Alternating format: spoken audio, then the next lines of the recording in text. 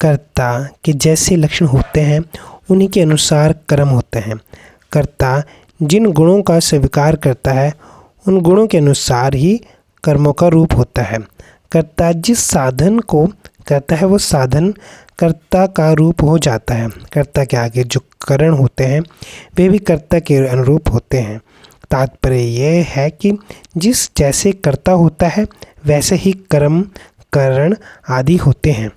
कर्ता सात्विक राजस अथवा तामस होगा तो कर्म आदि भी सात्विक राजस तथा तामस होंगे। सात्विक कर्ता अपने कर्म बुद्धि आदि को सात्विक बनाकर सात्विक सुख का अनुभव करते हुए असंगता पूर्वक परमात्मा तत्व से अभिन्न हो जाता है।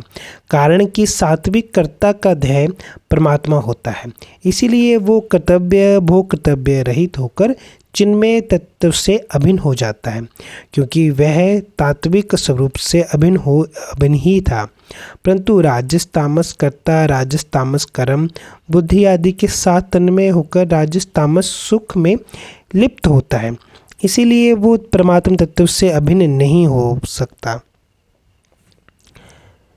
कारण कि राजस तामस कर्ता का उद्देश्य परमात्मा नहीं होता और उसमें जड़ता का बंधन भी अधिक होता है। अब यहाँ शंका हो सकती है कि कर्ता का सात्विक होना तो ठीक है, पर कर्म सात्विक कैसे होते हैं? इसका समाधान ये है कि जिस कर्म के साथ कर्ता का राग नहीं है, कर्तव्य अभिमान नहीं है, लेप फलेच्छा नहीं है, वे कर्म सात्विक हो जाता है। ऐसे सात्विक कर्म से अपना और दुनिया का बड़ा भला होता है। उस सात्विक कर्म का जिन जिन वस्तु व्यक्ति पदार्थ वायुमंडल आदि के साथ संबंध होता है उन सब में निर्मलता आ जाती है, क्योंकि निर्मलता सत्व गुण का स्वभाव है।